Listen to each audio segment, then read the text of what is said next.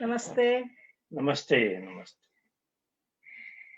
आज 19 सितंबर हम सब आपको सभी धर्म प्रेमी सज्जनों और देवियों को अपनी शुभकामनाएं और अभिवादन प्रेषित करते हैं। श्रीमद् वाल्मीकि रामायण का हमने 9वां सर्ग पिछली बार पूरा कर लिया था और 10वें सर्ग को प्रारंभ कर चुके थे। 9वें सर्ग में हमने देखा श्री राम आदि का जो बाल्यकाल, जन्म और बाल्यकाल की बात की थी, और फिर 10वें सर्ग में विश्वामित्र जी आते हैं। उनका आगमन होता है महाराज दशरथ के राज दरबार में, और 5 श्लोक हमने पूरे किए थे 10वें सर्ग के। आज अभी हम 11वें सर्ग से 10वें सर्ग से के 6वें श्लोक से प्रारंभ करेंगे।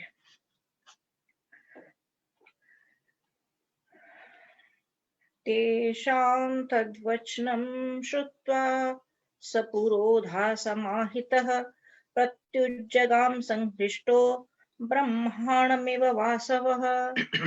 यह 5वां श्लोक था कि द्वारपालों से विश्वामित्र जी के आगमन का समाचार सुनकर दशरथ जी बड़े प्रसन्न हुए और वशिष्ठ जी के साथ उन्होंने विश्वामित्र जी को भीतर लाने के लिए इस तरह से गए जैसे इंद्र ब्रह्मा जी से मिलने के लिए गए हों।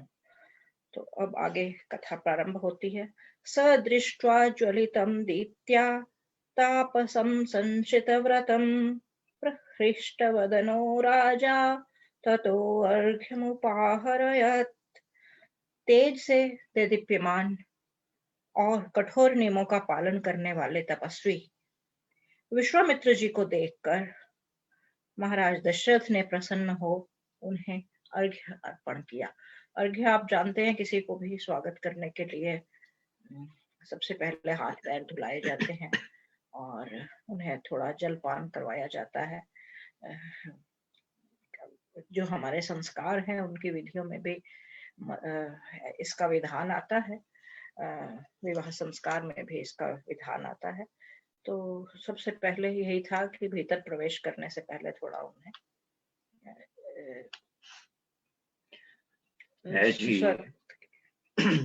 as Vishwamitra arrived very happily, the Emperor Dasharath went to the main door and offered water. That was the tradition.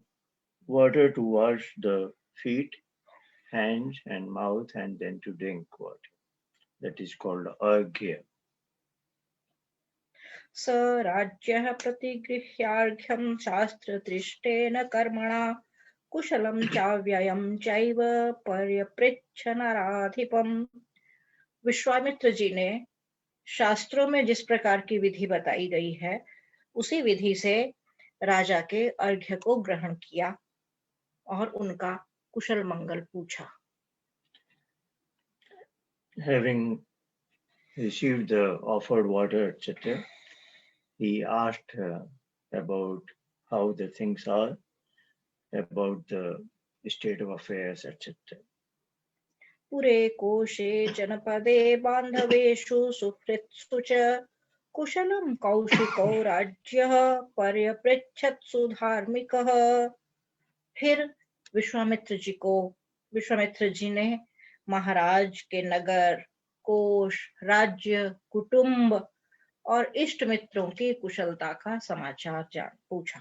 Now given is the sequence in which he asked about the well-being of the capital city, then the finance of the state, then overall affairs of the state, then his family and friends.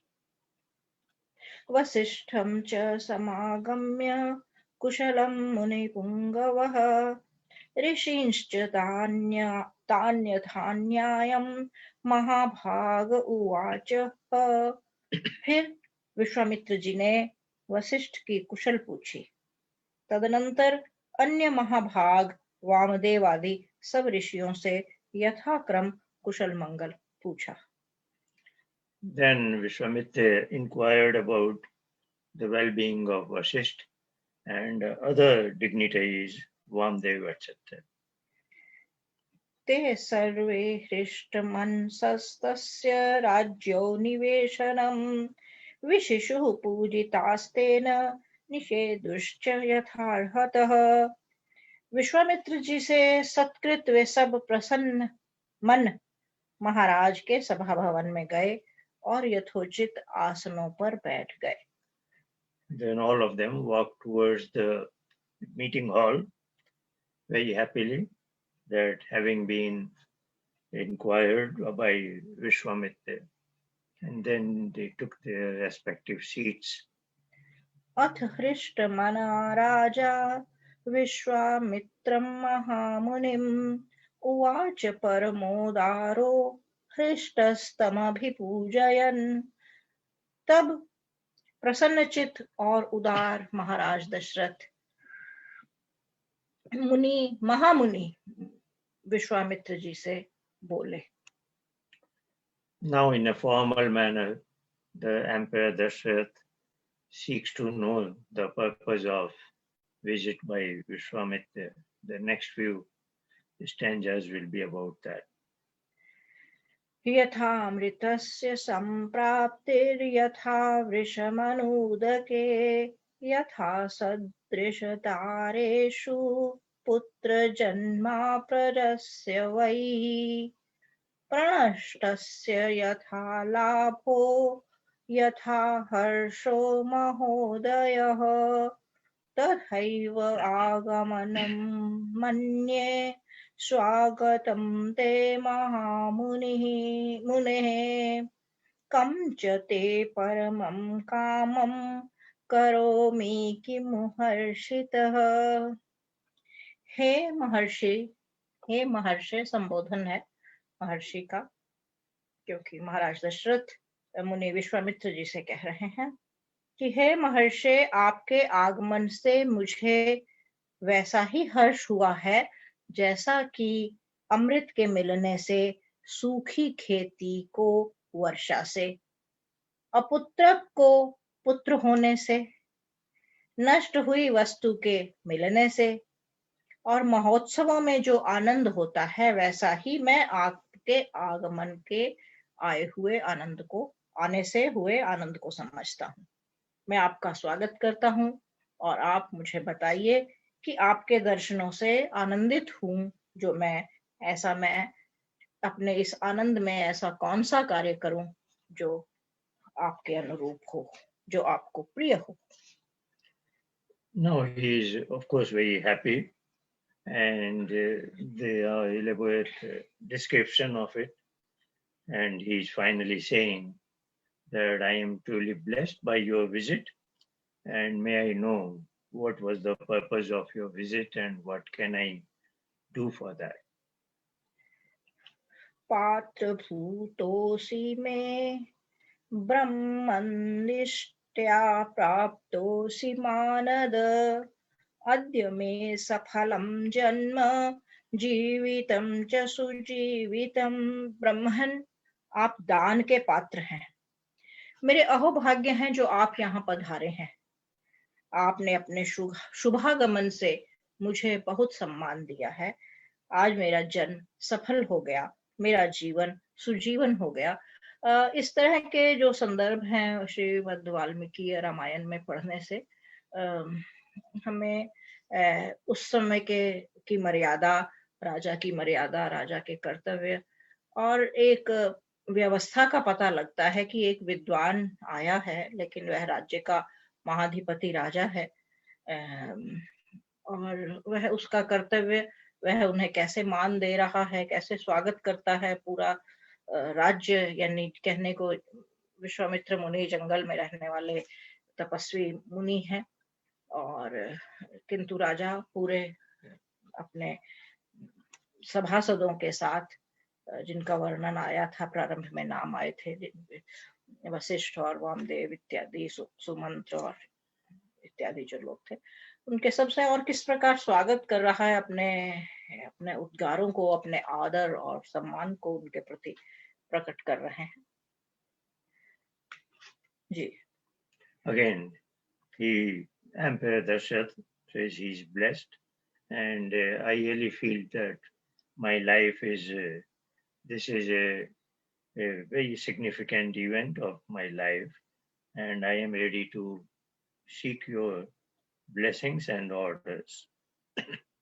पात्र भूतोऽसि मे ब्रह्मन्दिष्ट्या प्राप्तोऽसि मानद। ये हमने पढ़ लिया है ना। अगला ब्रूहि यत् प्रार्थितं तुभ्यं कार्यमागमनं प्रति इच्छाम्यहम् अनुगृहीतोऽहम् त्वदर्थ परिवृद्धये। अब आप बताइए, आप किस कार्य के लिए यहाँ पधारे हैं? मैं चाहता हूँ कि आपकी सेवा कर मैं स्वयं को अनुगृहीत करूं। कार्यस्य न विमर्शं च गन्तुमर्हसि सुव्रत कर्ता चाहमशेषेण दैवतं हि भवान् मम। हे कौशिक, आप अपने कार्य के बारे में संदेह मत कीजिए, मैं आपके सब कार्य पूर्ण करूंगा क्योंकि आप मेरे पूज्य हैं। यह दशरथ के वचन है महामुनि विश्वामित्र के प्रति। तो ये 2 श्लोक हमने 15वां और 16वां श्लोक पढ़े हैं। Again, the king assures him that whatever be the purpose of his visit, he is very keen to perform his duties. We move on to the next section, the 11th one. Then Vishwamitra will describe his purpose of visit. एकादशः सर्ग। विश्वामित्र द्वारा राम की याचना और दशरथ का मोह। दशरथ पिता हैं, बहुत समय के पश्चात उन्हें संतान की प्राप्ति हुई है। आप जानते हैं दशरथ ने कितने यत्न किए, 3 विवाह किए कि कहीं कोई वंशज उनके परिवार में, घर में आए, लेकिन अब अंततः उन्हें 4 पुत्रों की प्राप्ति हुई है और वे अभी थोड़े बड़े हुए हैं। महाराज दशरथ, आप जानते हैं संतान का मोह क्या होता है, और इतने समय के बाद संतान घर में आई हो तो कैसा अनुभव हो सकता है पिता को। तो महाराज दशरथ मोह में पड़े हुए हैं। आप कह सकते हैं मोह में पड़े हुए हैं, लेकिन प्रेम में है संतान की। तो तच्छ्रुत्वा राजसिंहस्य वाक्यम् अद्भुत विस्तरम् हृष्टरोमा महातेजा विश्वामित्रोऽभ्यभाषत। राजाओं में श्रेष्ठ दशरथ और उसके दशरथ के अद्भुत और विस्तृत वचनों को सुन महातेजस्वी विश्वामित्र हर्षित होकर बोले। सदृशं राजशार्दूल तवैव भुवि नान्यतः महावंश प्रसूतस्य वसिष्ठ व्यपदेशिनः। हे नृप शार्दूल, नृप शार्दूल कहते हैं कि जैसे राजाओं में जो सिंह समान हो, ऐसे वचन आप जैसे इक्ष्वाकुवंशी और वशिष्ठ जी के यजमान को छोड़कर और कौन कहेगा। Then now Vishwamitra responds that it is very appropriate of you that you have asked me about my purpose of visit, because that is very becoming of you. And he calls Dashrath as you are the Yajman of Vasisht. So thereby he is praising his spiritual guide Vasisht also. यत्तु मे हृदयगतं वाक्यं तस्य कार्यस्य निश्चयम् कुरुष्व राजशार्दूल भव सत्य प्रतिश्रवः। हे राज शार्दूल, अब मैं अपने हृदय की बात कहता हूँ, उसके अनुसार कार्य कर आप अपनी प्रतिज्ञा को पूर्ण कीजिए। प्रतिज्ञा आप इसे वैसा मत लीजिए जैसा लोक में प्रचलित है कि वैसी कोई प्रतिज्ञा की हुई थी, लेकिन अभी दशरथ ने पूछा है उनसे, जब वे आए उनसे, तो दशरथ ने ऐसी अपनी इच्छा जताई कि मैं जो भी आप मुझे कार्य कहेंगे मैं उसे पूर्ण करूंगा, आप मुझे बताइए आप किस उद्देश्य से आए हैं। तो उसी का संदर्भ देते हुए विश्वामित्र कह रहे हैं कि अब मैं अपने मन की, मैं अपनी भावना, मैं किस उद्देश्य से और किस कार्य के निमित्त आया हूँ, मेरे मन में क्या ऐसी बात थी कि मैं वहां से अपना आश्रम छोड़कर राज्य में आया। तो वे अब अपने मन की बात कहने लगे हैं, और बात कहने से पहले वे कह देते हैं कि आप मेरी बात सुनकर, क्योंकि वे जानते हैं कि बहुत बड़ा दान मांग रहे हैं, दान तो नहीं कहना चाहिए, दान ही कह सकते हैं, दान अर्थात जो प्रसन्नता पूर्वक जो चीज दी जाती है बिना किसी अपेक्षा के, तो उनकी संतान को मांग रहे हैं वे, तो डगमगा सकते हैं दशरथ। तो इस भावना को समझकर वे अपनी बात कहने से पहले ही उन्हें स्मरण करा देते हैं कि आपने ऐसा मुझे कहा है अभी कि आप जो भी, मैं जिस उद्देश्य से आया हूँ आप मेरी उस उद्देश्य के पूर्ण करने में सहायक बनेंगे, तो आप बताइए। तो मैं अब वही बताने जा रहा हूँ। Now he begins to say and prefacing it that you kind of gave me your word, and I hope you will really do accordingly. अहम नियममातिष्ठे सिद्ध्यर्थ्यं पुरुषर्षभ, तस्य विघ्नकरौ द्वौ तु राक्षसौ राउपिणौ। हे नरश्रेष्ठ अर्थात मनुष्यों में श्रेष्ठ, आजकल मैं यज्ञ सिद्धि के लिए दीक्षा धारण किए हुए हूँ, और उस यज्ञ में दो राक्षस विघ्न उपस्थित किया करते हैं। Now he begins to say that I have embarked upon a project that is called as Yajna, must have been an elaborate thing. But there are disturbances caused by two personalities that are called as Rakshas here, demon-like, who are disturbing the noble acts of rishis. जो वैदिक परंपरा में जो राक्षस शब्द आता है, आप ऐसा मत सोचिए इसे सुनकर कि राक्षस का अर्थ कुछ, क्योंकि हमने रामलीलाओं को मंचों के माध्यम से देखा है, जो हम और आप जैसे लोगों द्वारा संचालित होती हैं, और कल्पना उनकी वहीं तक जा पाती है। तो राक्षस को प्रदर्शित करने के लिए वे कुछ बड़े बड़े दांत और ऐसे, जैसे हिंस्र पशु हैं राक्षस कोई हिंस्र पशु या ऐसे नहीं होते हैं। मनुष्य, वेदों की शिक्षा के अनुसार मनुष्य अपने मनुष्य की कोटियां बताई गई हैं कि मनुष्य अपने गुण कर्म और स्वभाव से कैसे देवता है, उसमें क्या क्या गुण हो। तो यही इसी मनुष्य जीवन में आप राक्षस भी हो सकते हैं, आप देवता भी हो सकते हैं। और तो यहाँ जब राक्षस का वर्णन आ रहा है तो ऐसा कोई ना सोचे कि कोई बड़ी बड़ी दाढ़ों और बड़े बड़े दांतों और सींगों या कोई बड़े बड़े नाखूनों जैसा कोई विकराल पशु की या किसी उस तरह की व्यक्ति की बात हो रही है, मनुष्यतर व्यक्ति की। तो स्वपुत्रम राज शार्दूल रामम सत्य पराक्रमम काकपक्षधरम शूरम ज्येष्ठम में दातुमर्हसि। अर्थात हे नृपश्रेष्ठ, सत्य पराक्रमी, काक पक्षधारी और शूरवीर अपने ज्येष्ठ पुत्र श्री राम को मुझे दे दीजिए। Now he asks for his eldest son Ram, and he qualifies him as he is truthful and he is very brave, and I have come to ask you for him. शक्तो ह्येष मया गुप्तो दिव्येन स्वेन तेजसा राक्षसा ये विकर्तारस्तेषामपि विनाशने। मेरे द्वारा रक्षित श्री राम अपने दिव्य तेज से न केवल मेरे यज्ञ की ही रक्षा करेंगे अपितु राक्षसों को भी नष्ट कर देंगे।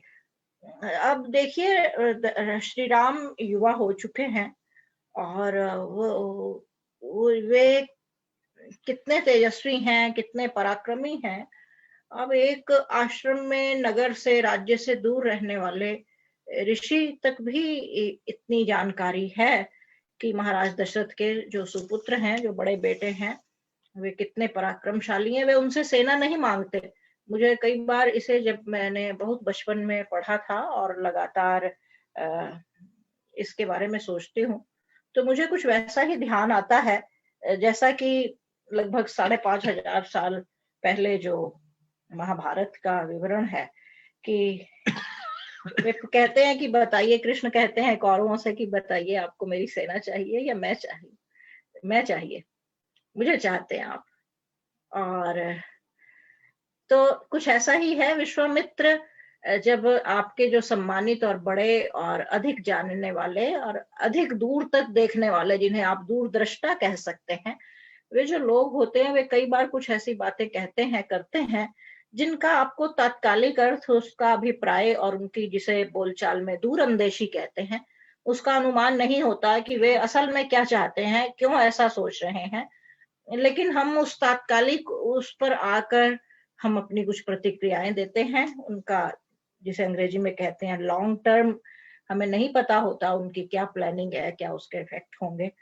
तो यहाँ भी चाहते तो विश्वामित्र कह सकते थे, महाराज दशरथ थे, उनके पास सेना की कमी नहीं है, कि आप मुझे सेना दे दीजिए, आप कुछ ऐसे नियुक्त कर दीजिए, आप गुप्तचर लगा दीजिए, आप व्यवस्था कर दीजिए, आप शक्ति या आयुध दे दीजिए, या मेरे आश्रम की रक्षा के लिए एक जैसे टोला या एक दल नियुक्त कर दीजिए, सुरक्षा दल नियुक्त कर दीजिए। लेकिन दशरथ से महामुनि विश्वामित्र ने ऐसा कुछ भी नहीं कहा।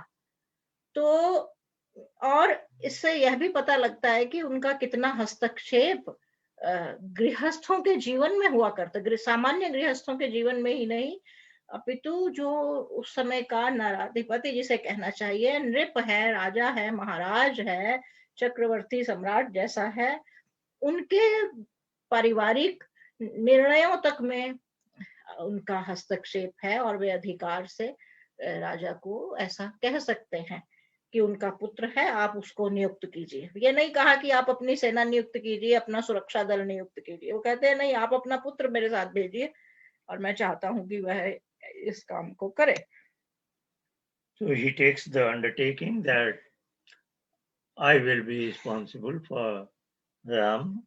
I will be protecting him, and I expect Ram to take care of my yajna and protect my project from the Rakshas, as you know, in the Vedic terminology, and that is true indeed, that humans are in three major categories.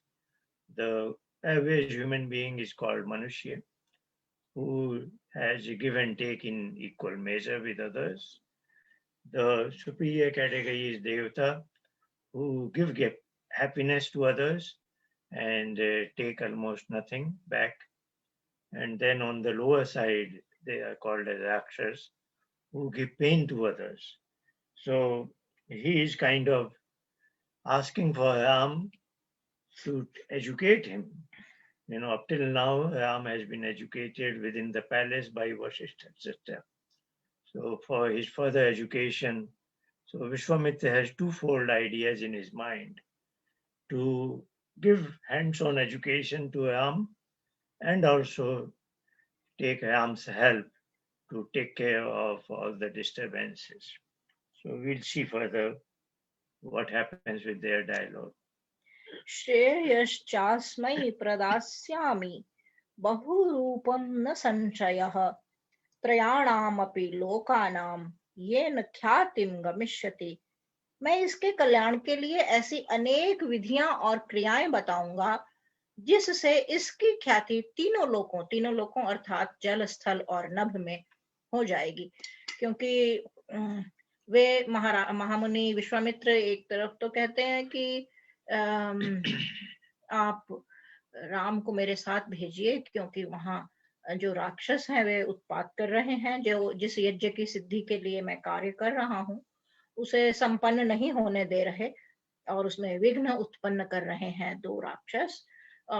तो इसलिए मुझे दिव्य तेजस्वी और पराक्रमी अपने ज्येष्ठ पुत्र श्री राम को दे दीजिए, जो मेरे उस यज्ञ की सिद्धि में रक्षक बनेगा, उनको सहायता करेगा और उन दो राक्षसों से हमें मुक्ति दिलाएगा। लेकिन इसके साथ ही वे कहते हैं कि आप बिल्कुल क्योंकि परेशान मत होइए, क्योंकि मैं श्री राम के कल्याण की भावना से आया हूँ। मैं अधिक जानता हूँ कि आपके इस पुत्र का कल्याण किस में निहित है। तो यह मैं आपके पुत्र को ही मांग रहा हूँ, न कि सेना और सुरक्षा दल को मांग रहा हूँ। मैं आपके पुत्र को ही इसलिए मांग रहा हूँ क्योंकि मेरे ऐसा करने में, राम के द्वारा वहां आने और इस उपाय को करने में राम ही का कल्याण निहित है।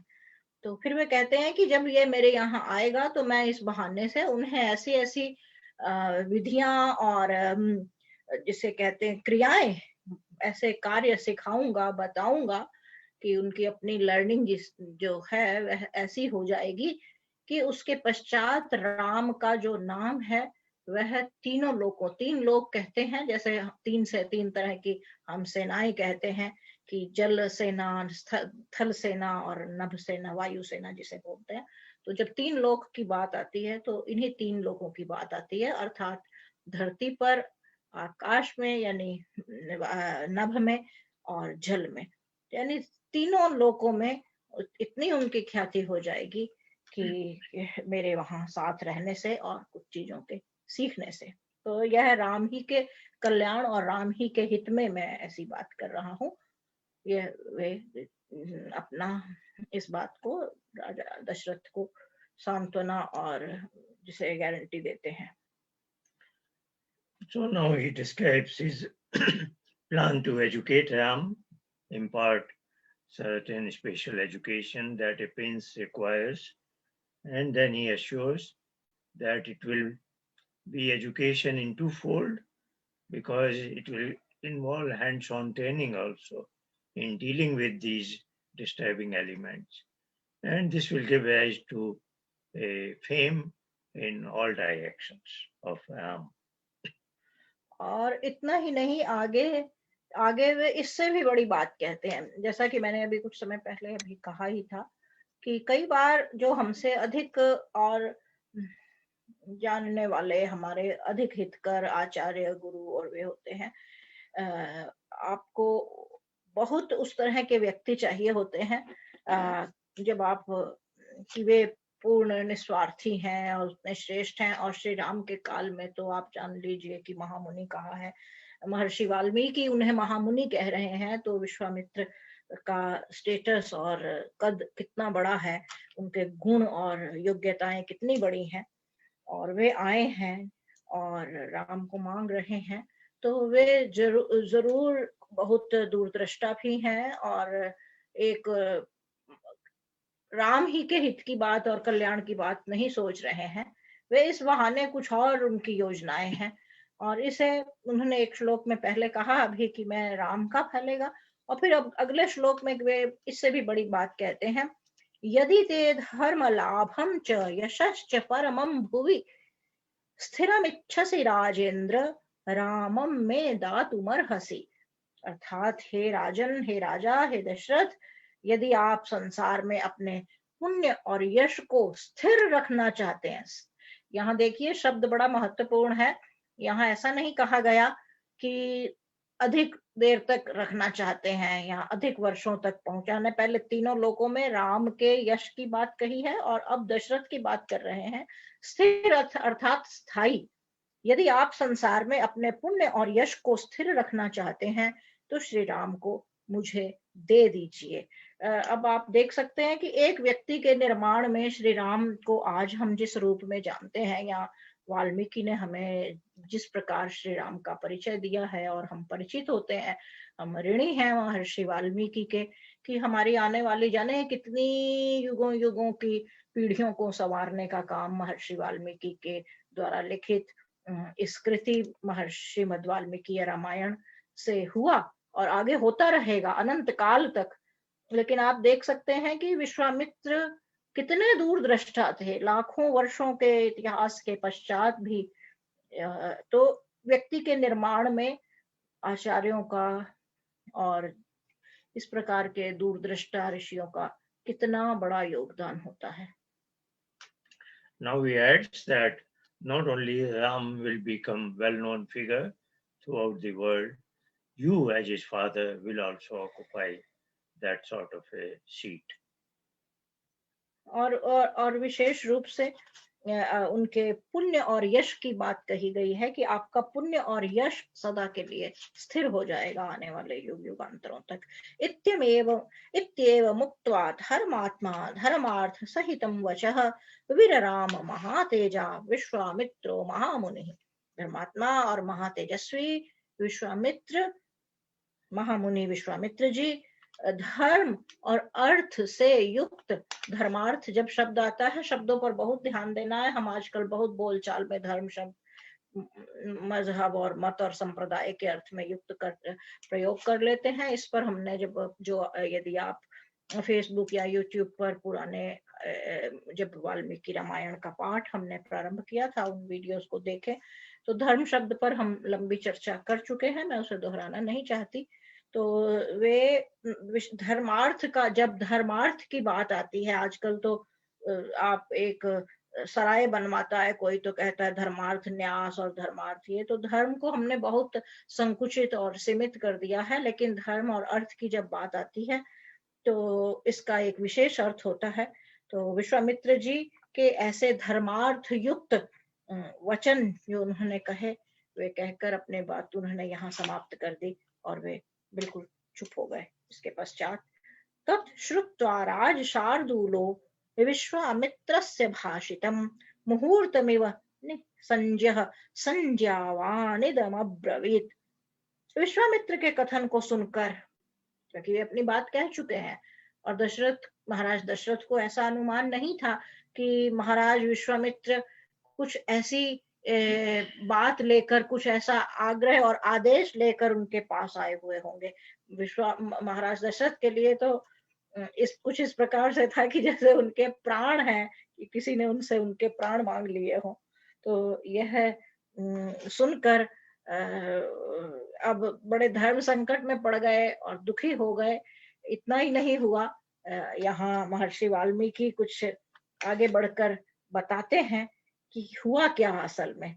तो विश्वामित्र के ऐसे कथन को सुनकर दशरथ मुहूर्त भर के लिए, समय की मापने का हमारा पैमाना अलग था तो उस समय मिनट और ये चीजें नहीं होती थी, तो क्षण और इस तरह से हमारी अपनी गणना पद्धति अलग है, आप जानते हैं, कुछ लोग जानते होंगे।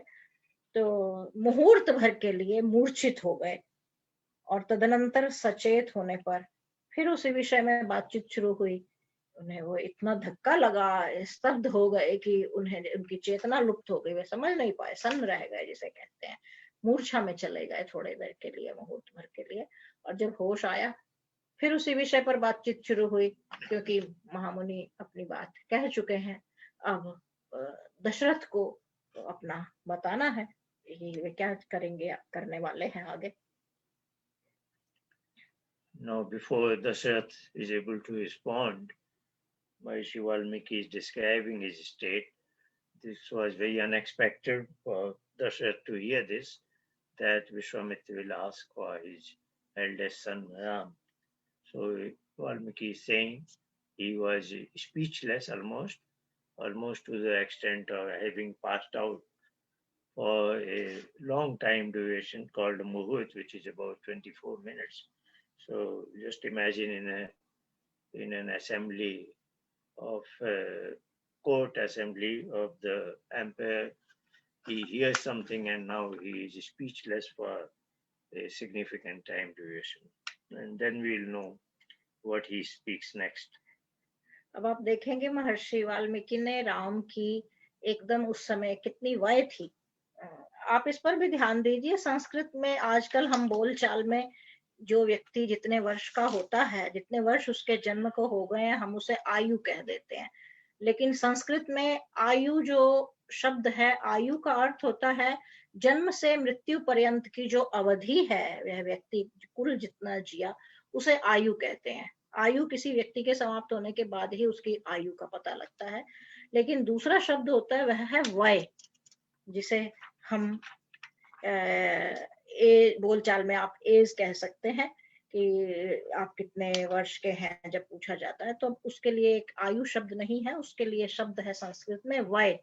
तो राम की वय कितनी थी, तो इसका सीधा सीधा वर्णन इस एक छोटे से श्लोक में राम की तत्कालीन वय का पता लगता है कि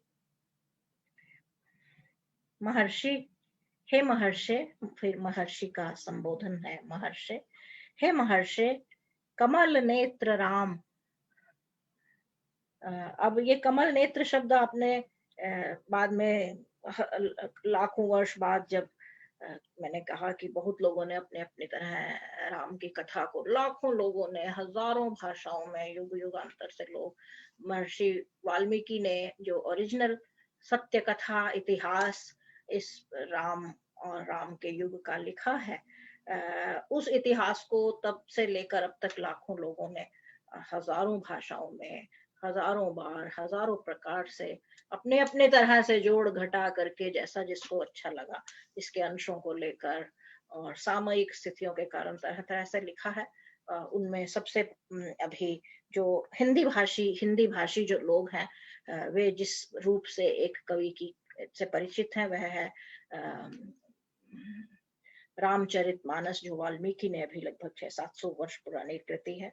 तो कमल नेत्र यहाँ पर श्री महर्षि वाल्मीकि ने श्री राम के लिए कमल नेत्र शब्द का प्रयोग किया है, और इसी कमल नेत्र को लेकर के प्रयोग को लेकर फिर तुलसी ने भी लिखा है, नवकंद लोचन मुख वाली बात आती है। तो यह कमल नेत्र अर्थात कमल के समान नेत्र हैं जिसके, इतने कोमल और सुंदर नेत्र थे। और तो अब दशरथ कहते हैं, हे महर्षि कमल नेत्र श्री राम तो अभी केवल 15 वर्ष के हैं, वह तो केवल 15 ही वर्ष के हुए हैं, मैं उन्हें किसी भी प्रकार राक्षसों से लड़ने योग्य नहीं समझता। तो यहाँ श्री राम की सही सही वय का हमें पता लगता है।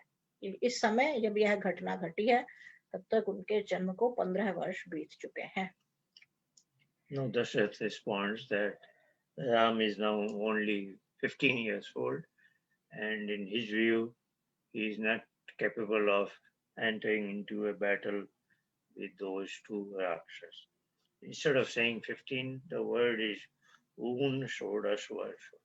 So he is emphasizing he has not even reached the age of 16, less than 1. So say 1 less than 16 is 15. So that is his way of describing it, emphasizing that he is not yet an adult. इयम् अक्षोहिणी सेना यस्याहं पतिरीश्वरः अनया सहितो गत्वा योद्धाहं तैरनिशाचरै। मेरे पास जो अक्षोहिणी सेना है, अब वही बात जो हमने अभी पहले कही कि इतनी सेना है, इतनी सुरक्षा, इतनी व्यवस्था, इतना सारा बल महाराज दशरथ के पास है, उनके राज्य में है, वे उसके अधिपति हैं। लेकिन यह कैसी अजीब घटना है कि महामुनि विश्वामित्र ऐसी कोई सहायता के लिए न कहकर, न आदेश देकर, वे सीधा आदेश दे रहे हैं कि अपने पुत्र को मेरे साथ भेजिए, जो अभी 16 साल का भी नहीं हुआ, 16 से भी 1 वर्ष कम का है। तो फिर अब दशरथ अपनी बात पहले ऐसा कहते हैं, फिर वे दूसरा प्रस्ताव रखते हैं कि अब इसका समाधान कैसे निकाला जाए। तो कहते हैं कि मेरे पास तो अक्षोहिणी सेना है जिसका मैं स्वामी हूं, इसे साथ ले जाकर मैं उन राक्षसों से युद्ध करूंगा। अब दशरथ प्रस्ताव रखते हैं कि नहीं नहीं, राम अभी बहुत छोटे हैं, उनके लिए ऐसा संभव नहीं है, और बालक है वह तो अभी, अब मेरे पास तो अक्षौहिणी सेना है, मैं स्वयं जाता हूँ और उन राक्षसों से मैं सामना करूंगा, मैं उनसे युद्ध करूंगा। Dasharatha offers an alternate idea that I have a huge army. It's called Akshohini, a kind of a regiment. And as his commander-in-chief, I will go myself with my army and take care of those elements. इमे शूराश्च विक्रांता भृत्या मेऽस्त्र विशारदाः योग्या रक्षोगणैर्योद्धुं न रामं नेतुमर्हसि। ये मेरे महाशूरवीर पराक्रमी, युद्ध विद्या में प्रवीण, वेतन भोगी योद्धा राक्षसों से युद्ध करने में समर्थ हैं।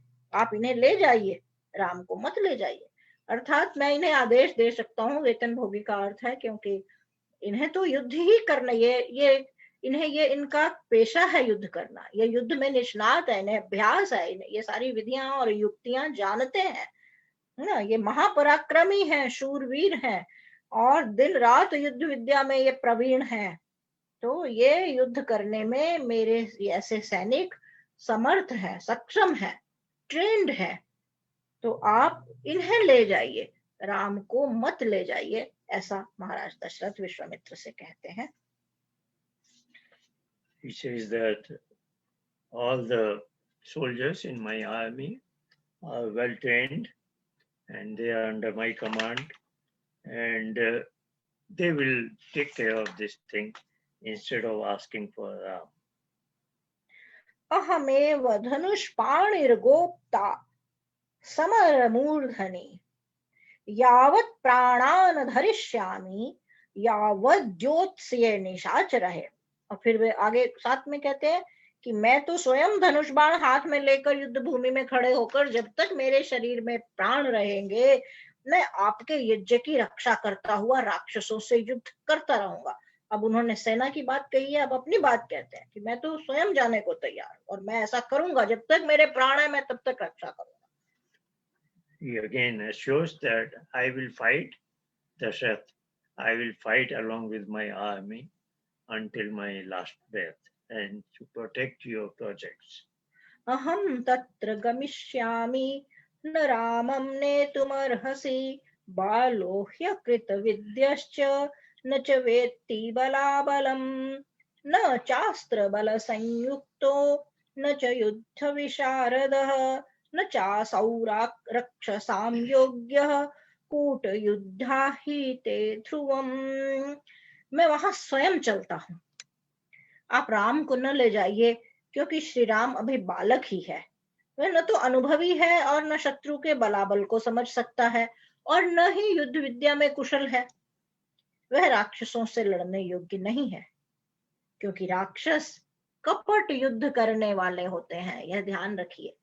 हम वही महाभारत में भी ऐसा ही प्रसंग आता है। हमारे यहाँ आप देखेंगे भारतीय परंपरा में, भारतीय इतिहास में जो हमारी संस्कृति थी, जिसे हम अपनी संस्कृति कह सकते हैं, महाभारत तक उसका पालन हुआ, महाभारत काल तक उसका पालन हुआ। हमारे यहाँ युद्ध के भी नियम होते थे कि इतने सूर्य यहाँ आने के पश्चात युद्ध प्रारंभ होगा और सूर्यास्त के पश्चात। कोई छल से भी युद्ध जो था वो वैर भाव से नहीं लड़े जाते थे, अपितु गलत और सही के निर्णय के लिए, जैसे शास्त्रार्थ होते हैं बुद्धि से, कि आप बैठकर विचार विनिमय करते हैं कि किसका पक्ष गलत है तरह सही है। तो वह शास्त्रार्थ जो है वह बुद्धि से और विचारों से और तर्कों से एक तरह से उनका युद्ध होता है, दोनों अपने अपना पक्ष। तो जो युद्ध भी हमारे यहाँ होते थे और जो भारतीय परंपरा रही है, भारतीय इतिहास रहा है, हमारी वैदिक परंपरा, उसमें युद्ध का भी अपना एक नियम है कि ऐसा नहीं है कि उसमें छल और ऐसा कुछ करना है। हमारे यहाँ पराक्रमी योद्धा जो बनाए जाते थे वे उन नियमों के अनुसार चलते थे। और यहाँ ऐसा होगा, सेना ऐसे रहेगी, उसके भोजन का ऐसा होगा, स्त्रियों पर प्रहार नहीं किया जाएगा, बच्चों को नहीं छेड़ा जाएगा, बस्तियों में नहीं। ये तो बाद में जब जिसे कहना चाहिए कि हमारी संस्कृति पर जब आक्रमण होते गए और कट्टरपंथी लोग आते चले गए देश में, और तो अपने साथ सारे दूषण हमारे समाज में लाते चले गए, और हम लोग जो हैं हम उस सारे उसको भूल गए। हम समझते हैं कि वही जो उन्होंने हमें सिखाया, जो पढ़ाया, असल में हम वही हैं। तो इस श्रीमद् वाल्मीकि रामायण का जो हम पारायण कर रहे हैं, उसका अभिप्राय यही है कि हम उस संस्कृति को इस बहाने जाने। तो ये राम को जब ये कहते हैं, तो वो कहते हैं कि ये तो राक्षस जो है वे कपट युद्ध करने, कपट के साथ जो युद्ध करते हैं, उन्हें मनुष्य से निम्न श्रेणी का माना गया है। ये मनुष्य नहीं है, मनुष्य ऐसा युद्ध नहीं करते। तो राक्षस क्योंकि कपट युद्ध करते हैं, और श्री राम में को कपट का भी नहीं पता है। No, he is saying that Ram is not quite capable of handling this situation, listing some deficiencies, that he is age-wise not an adult yet and doesn't have the experience to fight in battles, and particularly in these circumstances where his word is kut yuddha, that is where people adopt unfair and unconventional means. Like a terrorist is also fighting, but he doesn't fight in a conventional manner, in a rather unconventional manner. So he's just listing out that instead of Ram, I am the appropriate person to take this situation in hand. विप्रयुक्तो हि रामेण मुहूर्तमपि नोत्सहे जीवितुं मुनिशार्दूल न रामं नेतुमर्हसि। कैसा पिता का पुत्र पर कैसा स्नेह है कि वे राम के योग की कल्पना से आगे कितने विचलित हैं। राम के वियोग में मैं क्षण भर भी जीवित नहीं रह सकता, अतः है मुनिवर आप श्री राम को न ले जाइए। Now he's saying that I cannot live without Ram. Of course, he's a child born after so many years, and he's pleading that don't ask for that particular thing.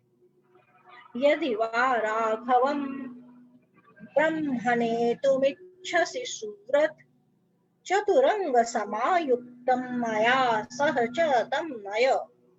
यदि आप श्री राम को ले जाना ही चाहते हैं, अब थोड़े समझो उसकी मुद्रा में आ गए हैं, देख रहे हैं विश्वामित्र पर प्रभाव नहीं पड़ रहा, तो फिर वे कहते हैं, आप अंततः झुककर कहते हैं, यदि आप ले जाना ही चाहते हैं तो मुझे और चतुरंगिणी, चतुरंगिणी कहते हैं जिसके 4 अंग हैं। चतुरंगिणी सेना बार बार आता है, चतुरंगिणी का अर्थ होता है जिसके 4 अंग हैं। 4 अंग होते हैं थल सेना के, उनमें 4 हैं, रथ, हाथी, घोड़ा और पैदल।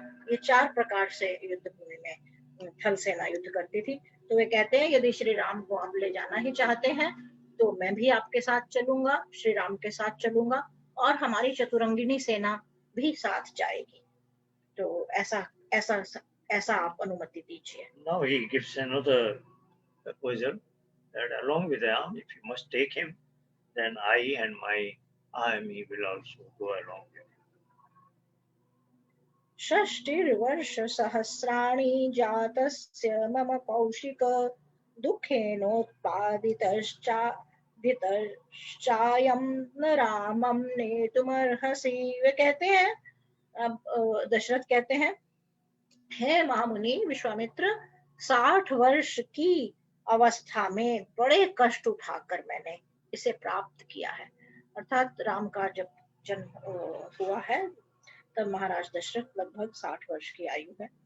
तो वे कहते हैं 60 वर्ष की अवस्था में बड़े कष्ट उठाकर मैंने इसे प्राप्त किया है, अतः आप राम को न ले जाइए।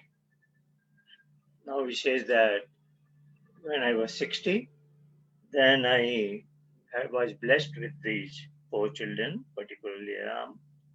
And this is interesting. Valmiki is saying Shashti Varsh. That should have been the 60 years, but then he's adding Sahasrani, which literally means thousands. So if somebody will read literally, it means 60,000 years. But actually it means 60 years. But he's emphasizing as if every year was so long enough, like 1 year is like 1,000 years. because he was without a child in his home. So when something is missing in your life, time seems to be very elongated. चतुर आत्मजानां हि प्रीतिः परमिका मम ज्येष्ठे धर्म प्रधाने च न रामं नेतुमर्हसि। चारों राजकुमारों से, अब यह केवल श्री राम की बात नहीं हो रही है, चारों राजकुमारों से मेरा परम स्नेह राम के ही ऊपर है। वह धर्म प्रधान और ज्येष्ठ है। देखिए, धर्म प्रधान, वही बात आ गई। यहाँ पिता जो है अपने पुत्र का, पहली बार उन्होंने ऐसा तो बोला उनमें चतुराई नहीं है, कपट नहीं जानते, लेकिन अब उनके गुण कर्म स्वभाव की बात होती है तो पिता सबसे पहले वही रामो विग्रहवान धर्म, जो श्री वाल्मीकि ने राम के लिए बताया है कि धर्म का मूर्तिमान रूप है, तो पिता जो हैं वे अपने पुत्र के लिए सबसे पहला जो उनकी विशेषता बताते हैं, वे कहते हैं वह मेरा उन पर सबसे अधिक प्रेम है, ना परम स्नेह है। चारों ही मुझे प्रिय हैं, लेकिन श्री राम पर मेरा परम स्नेह है। और क्योंकि इसका एक अन्य कारण भी है, बड़ा पुत्र एक तो वैसे ही वो होता है, दूसरा कारण उनका यह है श्री राम के गुण की वह श्री राम धर्म प्रधान है। वे धर्म को उनके व्यक्तित्व में यही मुख्य है, और ये ज्येष्ठ है। अतः आप, फिर वे कहते हैं अतः आप मत लेकर जाइए। No, he says that I have love and bonding for all my four princes, but he does admit and singles out it is particularly more for the eldest son. किम वीर्या राक्षसास्ते च कस्य पुत्राश्च के च ते कथं प्रमाणः के चैता तत्क्षन्ति मुनि पुंगव। हे मुनि श्रेष्ठ, वे राक्षस कितने पराक्रमी हैं, किसके पुत्र हैं, आकार प्रकार में कैसे हैं, और उनके सहायक कौन कौन हैं। अब वे देख रहे हैं कि विश्वामित्र तो पिघल नहीं रहे हैं, और तो धीरे धीरे अब बात को आगे अब वे जानना चाहते हैं। पिता असल में क्या है कि पिता का मन बहुत व्याकुल है, वे विचलित हैं और स्तब्ध हैं, और हर प्रकार से, हर विधि से वे कुछ ना कुछ उसे उसमें बोल रहे हैं। तो सभी तरह के प्रस्ताव रखने के बाद वे जानना चाहते हैं कैसे हैं। अच्छा बताइए। What is very normal is, if you have to fight a battle with an enemy, you must know what the enemy is like. So now he's asking him, who are they, and what are their whereabouts, what are their characteristics. तस्य तद्वचनं श्रुत्वा विश्वामित्रोऽभ्यभाषत। पौलस्त्यवंशप्रभवो रावणो नाम राक्षसः। तेन संचोदितौ द्वौ तु राक्षसौ सुमहाबलौ। मारीचश्च सुबाहुश्च यज्ञ विघ्नं करिष्यतः। महाराज के वचन सुनकर, क्योंकि एक अब प्रश्न आया, अभी तक दशरथ जो है अपनी बात कह रहे थे, अनुनय विनय कर रहे हैं। अब उन्होंने महामुनि विश्वामित्र से एक प्रश्न पूछा था कि वो कौन है, किसके पुत्र है, उनका आकार प्रकार कैसा, उनके बारे में कुछ बताइए जिन राक्षसों दो लोगों ने आपको पीड़ित कर रखा है। तो इस प्रश्न के पश्चात अब महामुनि वाल्मीकि कहते हैं कि वे महर्षि पुलस्त्य के वंश में उत्पन्न रावण नाम का एक राक्षस है। उसी की प्रेरणा से बड़े बलवान दो राक्षस, और वे राक्षस हैं मारीच और सुबाहु, यज्ञों में विघ्न डाला करते हैं। Now Vishwamitra describes that there is a particular Rakshas who is superior, and name is Ravan, and he is from the ancestry of Maharishi Pulastya. Now, inspired by Ravan, his deputies, namely Marich and Subahu, these are the two persons who are causing disturbances in his projects. इत्युक्तो मुनिना तेन राजोवाच मुनिं तदा न हि शक्तोऽस्मि संग्रामे स्थातुं तस्य दुरात्मनः।